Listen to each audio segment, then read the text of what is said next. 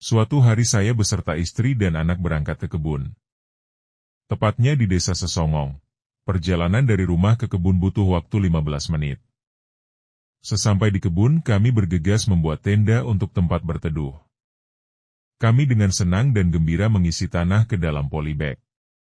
Polybag yang berisikan tanah untuk membuat pembibitan kopi Lampung. Hari mulai siang istri saya membuatkan kopi dan makanan ringan.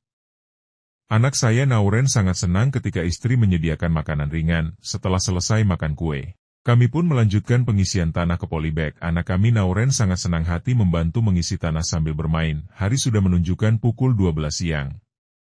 Istri menyuruh saya memasak air untuk membuat pop mie dengan nada senang. Karena istriku tahu kalau saya senang makan pop mie. Kami pun memulai makan dengan husuk. Sungguh enaknya makan di kebun walau hanya makan pakai terasi dan ikan asin.